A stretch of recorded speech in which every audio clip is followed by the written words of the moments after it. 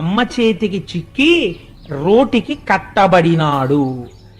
అమ్మ కడుపు ఇలా తిప్పి ముడేసేసింది, ఇలా తిప్పి రోటికేసి కట్టేసి ఆ రోజున యశోదాదేవి నేను పిల్లాన్ని కట్టేశాననుకుంటే పాకుతూ బెక్కుతూ అమ్మ వంక చూస్తున్నటువంటి కృష్ణుణ్ణి ఇలా వేలు చూపించి ఆ రోజున అమ్మ బుద్ధులు చెప్తుంటే నిజంగా బెంగెట్టేసుకున్న వాళ్ళ, అమ్మ కొట్టేస్తుందేమో అన్న వాళ్ళ ఏడుస్తూ వింటున్నటువంటి కృష్ణుణ్ణి చూసి ఆనాడుట అమ్మ గట్టిగా తాడు కట్టేస్తే రోటికేసి ఒంటి మీద శ్రీవత్సమన్న పుట్టుమచ్చ తప్ప వేరొక మచ్చలేని స్వామికి ఈ పొట్ట భాగం అంతా కందిపోయి తాడుతో నలిగిపోయి గుర్తుపడిపోయిందిట.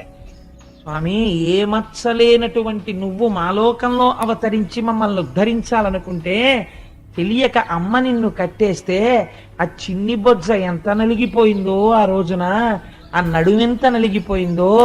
మహానుభావుడివి పీతాంబరం కట్టుకుని మొలనూలు పెట్టుకుని గంటలు మోగుతుండగా నడిచొస్తావు. ఎవరు ఆ నాభి ప్రదేశాన్ని, ఆ కడుపుని ముట్టుకోగలిగినటువంటి అదృష్టం ఎవరికి ఉంటుంది? అటువంటి కడుపుకి అమ్మ తాడు కట్టేసిందా? ఉరుసుకుపోయి నలిగిపోయిందా? నలిగిపోయి మచ్చ పడిపోయిందా? దామోదర అని పేరొచ్చిందా నీకు?